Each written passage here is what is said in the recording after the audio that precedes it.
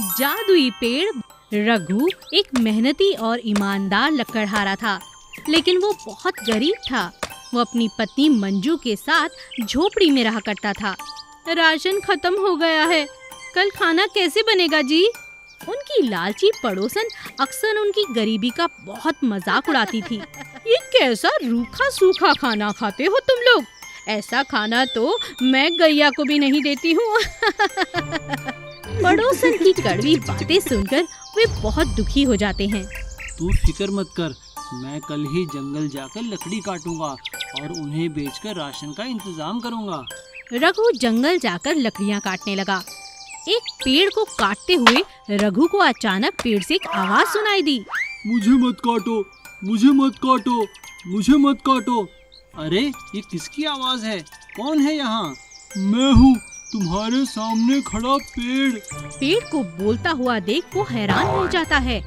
अरे तुम कैसे बोल सकते हो? मैं एक जादुई पेड़ हूँ, मैं तुम्हारी हर जरूरत पूरी करूँगा।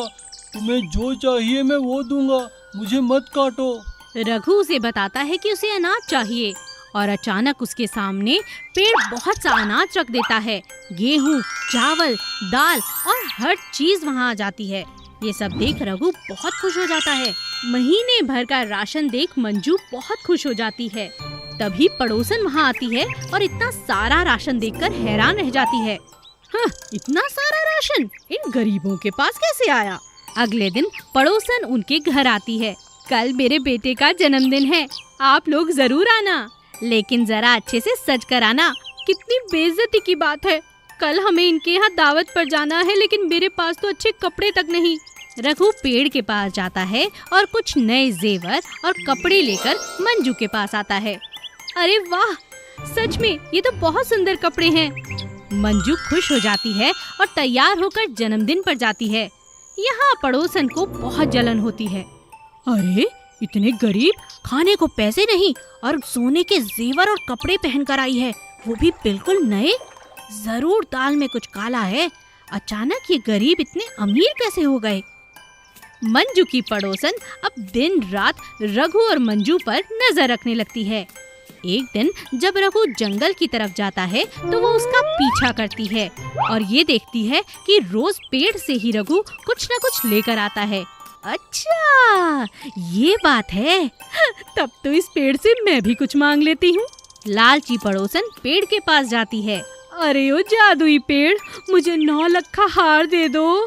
पेड़ उसे हार देता भी है, लेकिन गले में हार आते ही वो 7 सांप बन जाते हैं। अरे अरे, ये क्या? बचाओ बचाओ बचाओ, कोई है? रघु रघु। पड़ोसन रघु को आवाज लगाती है। रघु दौड़ता हुआ आता है और उसकी जान बचा लेता है। पड़ोसन को अपनी गलती का पछतावा होता है। वो रघु का धन्यवाद करती है और उसके बाद रघु और उसकी पत्नी खुशी खुशी रहने लगते हैं। जादुई पेड़ हमेशा के लिए रघु की मदद करता रहता है।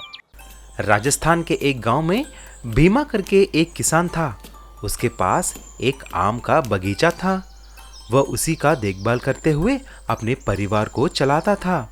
एक साल आम का फसल बड़े अच्छे से उगी। तभी भीमा बहुत खुश हुआ। उसे देखकर उसके पास आम का व्यापार करने वाला एजेंट किशन आया। क्यों भाई भीमा, इस साल आम बड़े अच्छे उगे हैं। पेड़ में सिर्फ आम ही आम दिख रहे हैं। बोलो, मेरे लोगों को कब भेजूं तुम्हारे पास? सही दाम बोलकर अभी के अभी ले जाओ किशन भाई। इसमें क्या बात है? आपको किसने रोका? मार्केट में दाम इतना कुछ अच्छा नहीं है भीमा, क्योंकि इस साल सभी किसान के आम का फसल अच्छा उगा है। इसीलिए 1 किलो के 20 रुपए दूंगा। डिमांड कम है और सप्लाई ज्यादा है। अगर हम हिसाब किताब लगाएं तो उतना ही पड़ता है। ये सरासर अन्याय है भाई। मुझे मालूम है आप मार्केट में किलो आम कितने में बेचते हो। कम से कम 100 से 120 रुपए तक बेचते हो। इतना मुनाफा लगाते हो, लेकिन हमें सिर्फ 20 रुपए। आप जो पैसे देते हैं वो मेरे मजदूरी का भी नहीं निकलेगा। फिर भी मेरे आम नंबर 1 क्वालिटी के हैं, एक्सपोर्ट क्वालिटी के हैं। कम से कम 50 देना है तो बोलो, वरना किसी और को बेचूंगा। तुम मुझे छोड़ के ये आम किसी और को नहीं बेच सकते। ये सब एक सिंडिकेट है। तुमको कोई नजदीक भी नहीं आने देगा। ऐसा नहीं चलेगा भाई। चुपचाप मुझे बेच दो।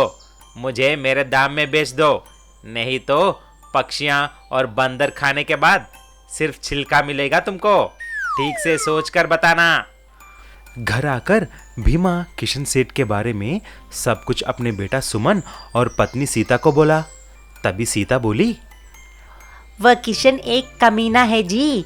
वो जो बोलेगा वही करेगा। उसी को समझाकर 1-2 रुपए ज्यादा मांग लीजिए और सारा माल उसी को बेच दीजिए, नहीं तो पूरा नुकसान हो जाएगा।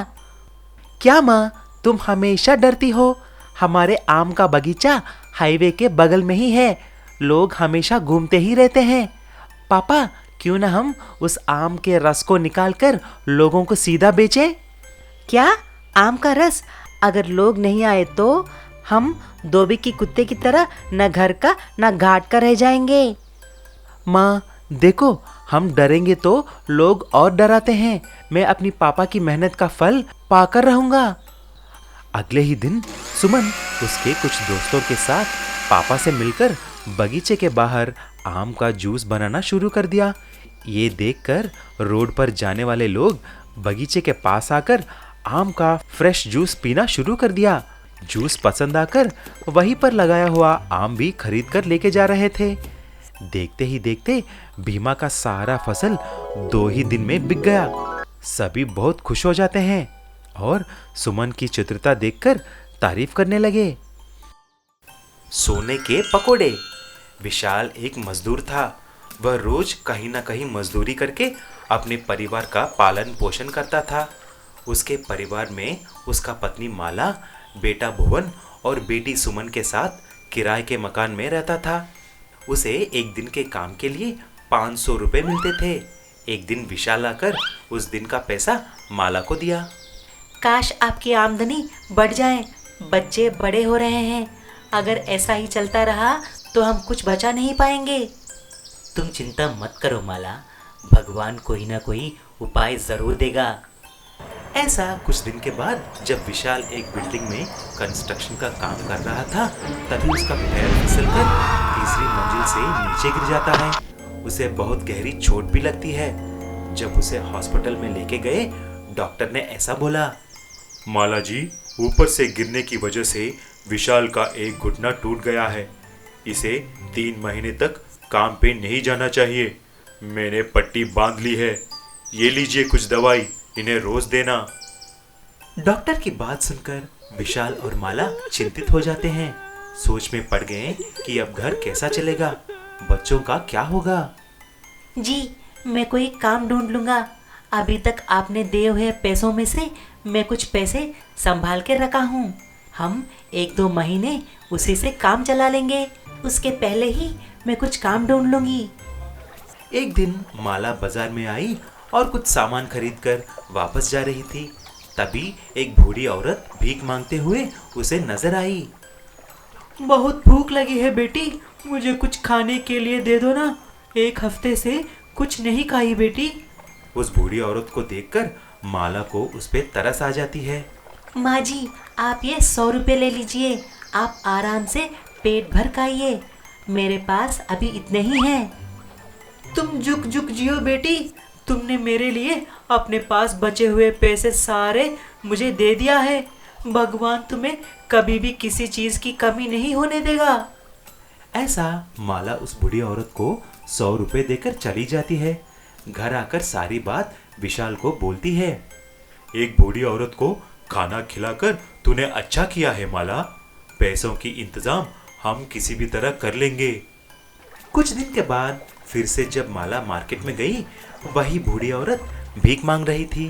तभी माला उसके पास जाकर ऐसी बोली, माँ जी, आज मेरे पास ये 10 रुपये ही हैं। इसके साथ मैं आपको खाना तो नहीं खिला सकती। रुकिए, मैं आपको पकोड़े खरीद कर देती हूँ। ऐसा माला ने पास ही के पकोड़ों की दुकान से 10 रुपए के पकोड़े खरीदकर उस बूढ़ी औरत को देती है। वह बूढ़ी औरत पकोड़े हाथ में लेकर फिर से वह पैकेट माला के हाथ में रख देती है। बेटी, आज के ये पकोड़े तुम्हें ही खाना चाहिए। जाओ, खुशी से जियो। ऐसा बोलकर वह बूढ़ी औरत माला के आंखों के सामने ही गायब हो जाती है। माला घबराकर घर आया और पकौड़ों की पैकेट विशाल को दिया। जब विशाल पकौड़ों का पैकेट खोला तो दोनों चौंक जाते हैं। वह सब सोने में बदल जाती है। तभी माला ने बोली, तो वह बूढ़ी औरत एक देवता के रूप में आई और हमें वरदान दिया विशाल, हम धन्य हैं।